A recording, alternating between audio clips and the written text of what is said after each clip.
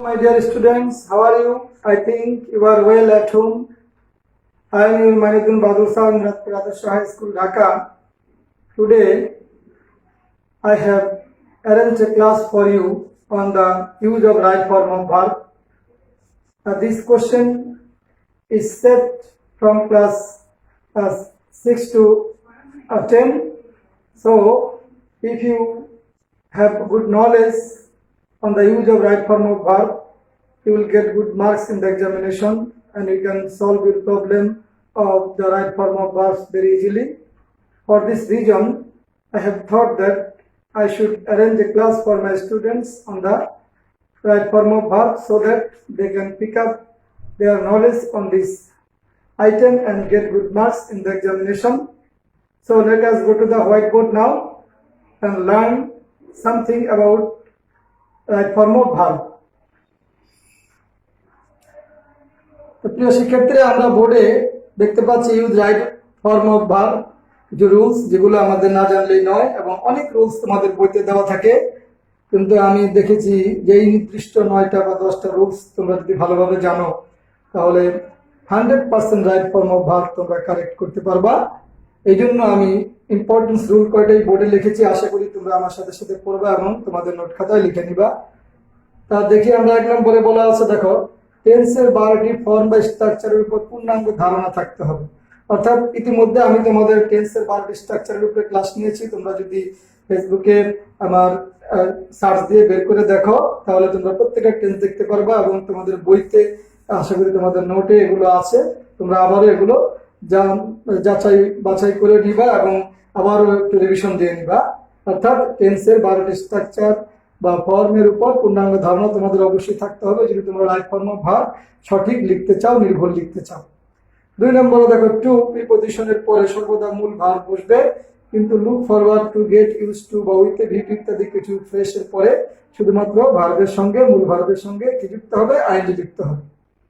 তো প্রিয় শিক্ষার্থীরা, 3 নম্বরটা দেখো, in, on, by, for, before, after, from, without ইত্যাদি প্রিপজিশনের পরে সেন্টেন্সে ভার্বের সঙ্গে কি যুক্ত হবে? সাধারণত আইএনজি যুক্ত হবে। অর্থাৎ রাইট ফর্ম অফ ভার্বের ওই ক্ষেত্রে এই প্রিপজিশনগুলোর পরে যদি ভার্ব থাকে তাহলে অবশ্যই আমরা এর সাথে কি যুক্ত করব? আইএনজি যুক্ত করে দেব। নাম্বার 4 রুলসটা দেখো, সকল মোডাল ভার্ব অর্থাৎ can, could, may, might, shall, should, will, would, need, must, ought to, dare, use to ইত্যাদির পরে মূল ভার্বের বেস ফর্ম বসবে, অর্থাৎ শুধু ভার্বটাই বসবে, এর সাথে কোনো কিছুই যুক্ত হবে না। নাম্বার 5 খেয়াল করো প্রিয় শিক্ষার্থীরা, সিম্পল সেন্টেন্সের ক্ষেত্রে সেন্টেন্সে 2টি ভার্ব এর একটির কি হবে? ইনফিনিটিভ হবে, অর্থাৎ ভার্বের সাথে টু যুক্ত হবে, অথবা জিরান ভাবে আইএনজি যুক্ত হবে, অথবা পার্টিসিপাল হবে। অনেক সময় সেন্টেন্সের বক্তব্য অনুযায়ী ফর্ম বসাতে হবে। নাম্বার 6 খেয়াল করো প্রিয় শিক্ষার্থীরা, can be, could be, may be, might be, must be, shall be, should be, will be, would be ইত্যাদির পরে যদি এরকম সেন্টেন্সে থাকে, ইত্যাদির পরে যখন ভার্বটা থাকবে ওই ভার্বের কি হবে? ফার্স্ট পার্টিসিপাল ফর্ম বসাতে হবে, অর্থাৎ বি3 বসাতে হবে। নাম্বার 7 স্ট্রাকচার খেয়াল করো শিক্ষার্থীরা, সেন্টেন্সটি যদি প্যাসিভ মুডের হয়, অর্থাৎ প্যাসিভ ভয়েস এরকম হয়, তাহলে অবশ্যই মূল ভার্বের পূর্বে একটা বি ভার্ব বসবে। বি ভার্ব কয়টা? 8টা। am, is, are, was, were, be, been, being, অর্থাৎ বি ভার্বের রূপ কয়টা? 8টা। আবারও বলছি, am, is, are, was, were, be, been, being, আর তারপরে মূল ভার্বের পাস্ট পার্টিসিপাল হয়ে যাবে। নাম্বার 8 খেয়াল করো শিক্ষার্থীরা, while এর পরেই যদি ভার্ব থাকে, অর্থাৎ ব্র্যাকেটের ভার্বটি যদি while এর পরেই থাকে তাহলে ভার্বের সঙ্গে কি যুক্ত করতে হবে? আইএনজি যুক্ত করতে হবে। নাম্বার 9 একটু খেয়াল করো, এছাড়া কমপ্লিটিং সেন্টেন্স তৈরি করার কিছু স্ট্রাকচার রাইট ফর্ম অফ ভার্বের ক্ষেত্রে ব্যবহৃত হয়। ইতিমধ্যে আমি তোমাদের কমপ্লিটিং সেন্টেন্সের উপর পরপর পার্ট 1, পার্ট 2, পার্ট 3 3টা ক্লাস দিয়েছি। তোমরা যদি ক্লাসগুলো আবার একটু দেখে নাও তাহলে অবশ্যই তোমাদের এই বিষয়েও জ্ঞানটা পরিপূর্ণ হবে এবং তোমরা পরীক্ষার রাইট ফর্ম অফ ভার্বের ক্ষেত্রে আরো বেশি ভালো করতে পারবে। এখনই আমরা শিক্ষার্থী, আশা করি তোমরা রুলস গুলো অবশ্যই তোমরা খাতায় লিখবা এবং বারবার রিভিশন করবা। এখনই আমি তোমাদেরকে এই রুলস গুলোর উপরে 5টি right form of verb sentence আকারে করতে দিব টেস্ট হিসেবে, তাহলেই তোমাদের এই শেখাটা আরো বেশি বিশুদ্ধ হবে এবং নির্ভুল হবে এবং তোমাদের পড়াটা আরো বেশি স্থায়ী হবে। তো চলো আমরা, প্রিয় শিক্ষার্থীরা, তোমরা বোর্ডে দেখতে পাচ্ছ টেস্ট হিসেবে আমি তোমাদের ABCD 5টা রাইট ফর্ম অফ ভার্বের সেন্টেন্স আকারে আয়োজন করেছি, লিখেছি বোর্ডে। আশা করি তোমরা খেয়াল করছো তোমাদের নোট খাতা এবং কলম নিয়ে, এবং এখনই তোমরা করবা নিজেরা, এবং পরে আমরা নিচে উত্তরও লিখেছি, সাথে সাথে মিলিয়ে নিবা রুলস অনুযায়ী। তাহলে আমরা চলো একটু দেখে নেই।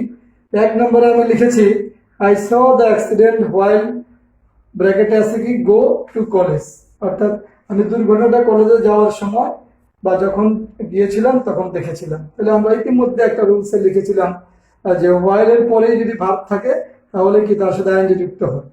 তাহলে দেখা যে হোয়াইল তারপরে ভার্ব গো আছে, তাহলে এর সাথে কি যুক্ত করবা?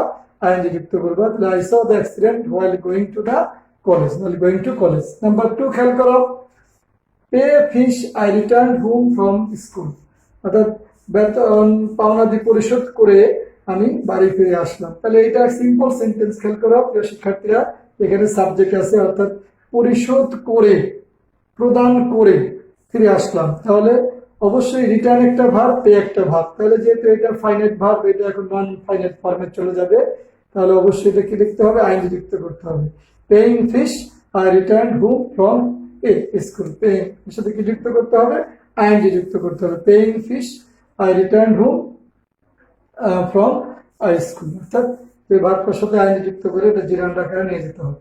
নাম্বার 3 খেয়াল করো, none can prosper in life without work hard, অর্থাৎ কঠোর পরিশ্রম ছাড়া কেউ জীবন উন্নতি করতে পারে না।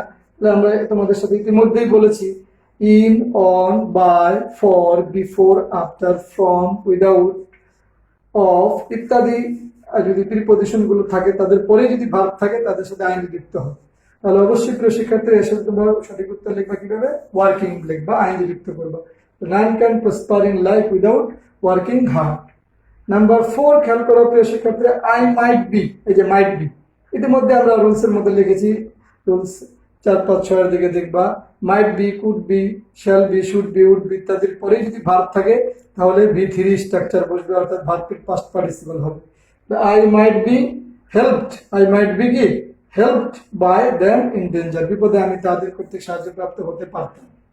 লাস্ট উদাহরণটা খেয়াল করে প্রিয় শিক্ষার্থীরা, I have do my homework before I go to bed, তাহলে এটা পাস্ট পারফেক্ট টেন্স। 1 নম্বর রুলসে আমি তোমাদের বলেছি যে টেন্সের 12টি স্ট্রাকচার সম্পর্কে, 12টা টেন্স সম্পর্কে তোমাদের অবশ্যই স্পষ্ট পরিষ্কার ধারণা থাকতে হবে যদি তোমরা সঠিকভাবে রাইট ফর্ম অফ ভার্ব করতে চাও। তাহলে পাস্ট পারফেক্ট টেন্সের প্রথম ভার্বটা হবে V3, অর্থাৎ ভার্বের পাস্ট পার্টিসিপল, যদি বিফোর থাকে মাঝখানে, দ্বিতীয় বাক্যের শুরু যে ভার্বটা থাকবে তাহলে সেটা হবে V2, অর্থাৎ past form. I had done my homework before I went to bed, I had done my homework before I went to bed, অর্থাৎ ঘুমানোর পূর্বে আমি আমার বাড়ির কাজ করেছিলাম। ওকে, তাহলে প্রিয় শিক্ষার্থীরা তোমরা নিচেই দেখো আমি সঠিক উত্তরগুলো লিখেছি তোমাদের বোঝার সুবিধার্থে। তাহলে 1 নম্বরে আমরা লিখেছিলাম গোয়িং, 2 নম্বরেও ভার্বের সাথে জিরান করে আইএনজি যুক্ত করেছি পেইং, 3 নম্বরেও দেখো ওয়ার্কিং আছে এখানে উইদাউট ওয়ার্কিং, এটাও জিরান হয়েছে। নাম্বার 4 দেখো এখানে আমরা লিখেছিলাম হেল্পড, তারপরে নাম্বার 5 দুইটা ভার্ব সঠিক করতে হবে, এখানে একটা ডান লিখতে হবে V3 ভার্বের পাস্ট পার্টিসিপল, দ্বিতীয় সেন্টেন্সটা আবার লিখতে হবে V2, অর্থাৎ ভার্বের past form went. I think, my dear students, you have understood these items very well and the rules you have already memorized. And if you practice in this way, you must complete right form of verb correctly in the examination paper, observing your question paper. So no more today. Thank you.